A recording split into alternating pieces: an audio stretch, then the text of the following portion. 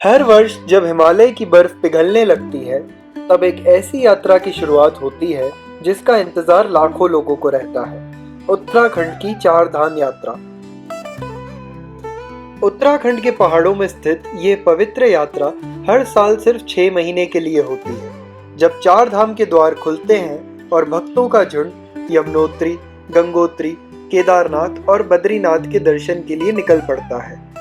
चार धाम यात्रा के इस वीडियो में मैं आपको ले चल रहा हूँ इस यात्रा के प्रथम चरण में, जहाँ हम जाएंगे यमुनोत्री और गंगोत्री धाम के सफर में। और इस वीडियो में आपको मिलेगा संपूर्ण जानकारी, रुकने के ऑप्शंस, गाड़ी बुकिंग, डे वाइज आइटनरी और कई जरूरी टिप्स भी, जो आपकी यात्रा को और भी आसान बनाएंगे। इसलिए आगे बढ़ने से पहले नीचे दिए सब्सक्राइब बटन को दबा देना और वीडियो को लाइक जरूर करना। अब बढ़ते हैं आगे। चार धाम यात्रा की शुरुआत होती है हरिद्वार से, एक ऐसा शहर जो अपनी धार्मिक महिमा और गंगा के पवित्र घाटों के लिए विशेष रूप से जाना जाता है। भारत के कई बड़े शहरों से हरिद्वार के लिए सीधी ट्रेन आसानी से मिल जाती है, पर अगर आपके शहर से डायरेक्ट ट्रेन उपलब्ध ना हो तो आप पहले दिल्ली पहुंचकर वहां से हरिद्वार के लिए ट्रेन पकड़ सकते हैं। यदि आप फ्लाइट से आना चाहें तो सबसे नज़दीकी एयरपोर्ट है देहरादून का जॉली ग्रांट एयरपोर्ट, जो हरिद्वार से लगभग 45 से 50 किलोमीटर दूर है। मैंने अपनी यात्रा दिल्ली से शताब्दी एक्सप्रेस के जरिए की, एक कंफर्टेबल और फास्ट ऑप्शन हरिद्वार पहुंचने के लिए। हरिद्वार में रुकने के लिए आपको हर बजट के अनुरूप धर्मशालाएं, गेस्ट हाउस और होटल आसानी से मिल जाते हैं।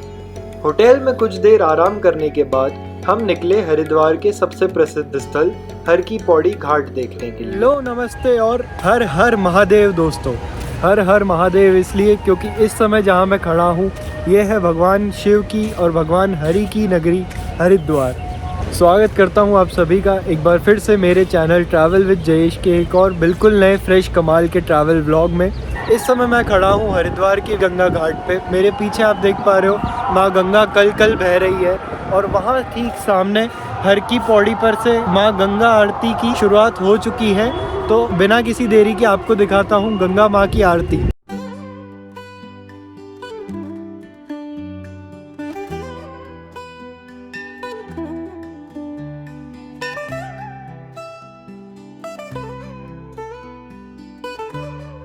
गंगा स्नान और शाम की गंगा आरती का आनंद लेने के बाद हम गए दक्षेश्वर महादेव मंदिर, जो हरिद्वार के पास ही कंखल में स्थित है। यही वो स्थल माना जाता है जहां मां सती ने राजा दक्ष द्वारा अपमानित होने के बाद अग्नि में प्रवेश किया था। मंदिर का माहौल और यहां से जुड़ी कथा बहुत ही शक्तिशाली है। वापस होटल लौटकर हमने कुछ जरूरी सामान हरिद्वार के मार्केट से लिया। यदि आप भी कुछ भूल गए हो तो यहाँ से खरीदा जा सकता है। फाइनल प्रिपरेशन के बाद हमने जल्दी डिनर किया और अगले दिन के सफर के लिए जल्दी ही सो गए। दूसरे दिन की शुरुआत हमने सुबह जल्दी की। अपने पहले से बुक किए हुए टेम्पो ट्रैवलर में हम हरिद्वार से बड़कोट के लिए निकल पड़े, जो लगभग 180 किलोमीटर दूर है। बेहतर होगा कि आप भी अपने लिए गाड़ी पहले से ही बुक कर लें, ताकि आप भी समय से निकल सके। लेकिन गाड़ी बुक करते वक्त एक चीज़ ध्यान रहे, सभी डॉक्यूमेंट्स वैलिड हो और ड्राइवर अनुभवशाली हो, क्योंकि अगले 10 दिन तक यही गाड़ी आपका दूसरा घर बने रहने वाली है। तो सुरक्षा और कंफर्ट दोनों ज़रूरी है। इस सफ़र में लगभग आपको पूरा दिन लग जाता है, लेकिन रास्ते भर मसूरी के नज़ारे, केम्प्टी फॉल्स, मॉल रोड और पहाड़ों की ठंडी हवा, इसका अपना अलग मजा है। रास्ते में हम लाखा मंडल भी गए, एक प्राचीन स्थल जिसका संबंध महाभारत काल से है। यहाँ शिव जी का मंदिर और प्राचीन गुफाएं देखी जा सकती है, जो इस जगह को और भी रहस्यमयी बनाती है।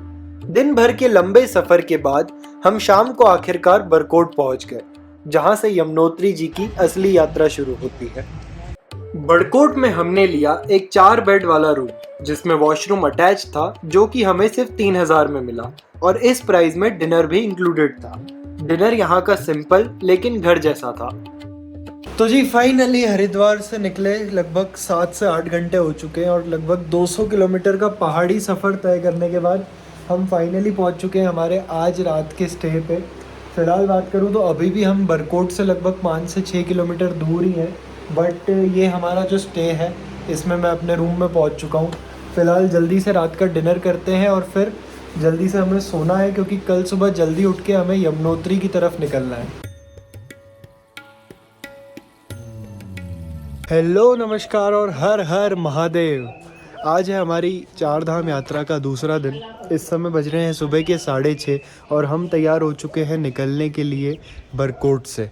बरकोट से आज हम जाएंगे यमुनोत्री की तरफ। यमुनोत्री जाने के लिए आपको आपकी गाड़ी जानकी चट्टी पर छोड़ती है, जहाँ से 6 किलोमीटर का पैदल ट्रैक करके आप ऊपर यमुनोत्री तक जा सकते हैं। बहुत से यात्री यहाँ पर नहाना प्रेफर नहीं करते हैं अपने रिजॉर्ट या होटल में, क्योंकि वहाँ यमुनोत्री धाम के बाजू में ही गर्म पानी का कुंड है, जहाँ पर स्नान करने के बाद लोग माँ यमुनोत्री के दर्शन करना पसंद करते हैं। इस समय देख ही सकते हैं आपकी ठंड वाले कपड़े सब कुछ पहन रखे हैं, गर्म कपड़े, क्योंकि यहाँ पर फ़िलहाल टेम्परेचर जो है वो लगभग 12 से 15 डिग्रीज़ के बीच पे है। तो जी ये है बरकोट से लगभग 10 किलोमीटर दूरी पर स्थित हमारा पहली रात का नाइट स्टे यहाँ चार धाम यात्रा के दौरान। कुछ ही देर में हम जानकी चट्टी के लिए रवाना हुए, जो यमुनोत्री ट्रैक का स्टार्टिंग पॉइंट माना जाता है, और पहाड़ी नज़ारों का आनंद लेते लेते हम जल्द ही वहाँ पहुँच गए। वहाँ पहुँचकर हमने सबसे पहले हल्का फुल्का नाश्ता किया, जिसके बाद हमने अपनी चढ़ाई शुरू की। तो जी इस समय यमुनोत्री के रास्ते पे चढ़ाई चढ़ रहे हैं और लगभग आधे से 1 किलोमीटर तक की ट्रैक कंप्लीट हो चुकी है। रास्ते भर में आपको खाने पीने की लगभग सभी चीज़ें इजीली मिल जाएगी, बट MRP से लगभग 1.5 से 2 गुना दाम आपको उनके लिए देना पड़ सकता है। तो जी यमुनोत्री तक के ट्रैक में आपको रास्ते में काफ़ी सारे इस टाइप के शॉर्टकट्स भी देखने को मिलेंगे। वैसे ये रास्ता यहाँ से घूम करके आने के लिए है, बट आप देख सकते हो लोग यहाँ से चढ़ते हुए इस कच्चे रास्ते से सीधा यहाँ पहुँच रहे हैं। वैसे तो ये रास्ते आपके टाइम और मेहनत बचा सकते हैं, बट डेफिनेटली ये कच्चे हैं और मौसम बिगड़ने के साथ इनकी मजबूती पर भी असर पड़ सकता है। तो आप रिस्क ना लें और बेहतर रहेगा कि इस तरह के पक्के और जो एक्चुअल रास्ते हैं उन्हीं का उपयोग करते हुए आप अपनी ये यमुनोत्री यात्रा की ट्रैक को कंप्लीट करें। यदि आप चलने में असमर्थ हैं तो आपके लिए यहाँ पर घोड़े, पालकी, खच्चर और पिट्ठू की सुविधा भी उपलब्ध है, जिनके रेट्स हर साल प्रशासन द्वारा तय किए जाते हैं। तो जी जैसा कि आप मेरे पीछे देख पा रहे हो, इस यात्रा का पहला पड़ाव जो कि यमुना गेट होता है, जो लगभग स्टार्ट पॉइंट से 1.5 किलोमीटर बाद आता है, वो मैंने क्रॉस कर लिया है। अब यहाँ से लगभग 4.5 किलोमीटर की और हमारी ट्रैक बाकी रह जाती है। और ट्रैक जैसे ही आप शुरू करते हो तो शुरुआत में तो ठंड लगती है, पर जैसे जैसे आप चलते जाते हो तो बॉडी में अंदर से गर्मी पैदा होती है, जिस कारण से इस समय मैंने अपना जो गर्म टोपी थी वो सब निकाल लिया है, और थोड़ी देर में जिस हिसाब से सिचुएशन है मुझे जैकेट भी निकालना पड़ेगा। फिलहाल ये पूरे यमुनोत्री धाम की यात्रा की एक जो ख़ास बात है वो ये है कि पूरे रास्ते, चाहे आप गाड़ी के रास्ते की बात करो या इस ट्रैक की भी बात करो, पूरे रास्ते आपके किनारे माँ यमुना नदी आपको चलती हुई बहती हुई नज़र आती है, और माँ यमुना के बहते हुए इस जल की कल कल आवाज़ आपको अंदर से एक अलग टाइप की एनर्जी प्रदान करती है। देख सकते हो किस टाइप की खड़ी चढ़ाई है, बीच बीच में इस टाइप की सीढ़ियाँ भी आ जाती है। और एक्चुअल जो चीज़ इस यात्रा को डिफ़िकल्ट बनाती है वो ये कि इतने सकरे रास्ते में आपके साथ घोड़े, पालकी, खच्चर वाले भी आने जाने के लिए एक ही रूट शेयर करते हैं। चलते चलते कुछ ही देर में हम पहुंचे इस यात्रा के दूसरे पड़ाव, राम मंदिर, जहां पहुंच करके भक्तों का मन हर्षोल्लास से भर जाता है।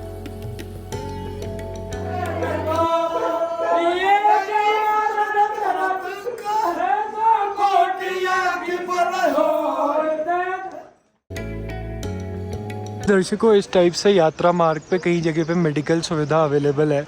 जैसे यहाँ पे लिखा है कि ऑक्सीजन वगैरह अगर किसी को रिक्वायर्ड हो तो यहाँ पे आपको बिना किसी शुल्क के ऑक्सीजन और बाकी टाइप का सब टाइप का मेडिकल सपोर्ट इस टाइप के मेडिकल चेक पोस्ट पे मिल सकता है। साथ ही साथ अगर इस पोस्ट से दूर भी कहीं पे आपको कोई इंजरी या कुछ भी प्रकार की प्रॉब्लम हो रही है तो आपकी फैमिली का कोई भी बंदा आकर के यहाँ मौजूद SDRF के इन जवानों को बता सकता है और ये आपके साथ आकर के उनकी सहायता करने में मदद करेंगे।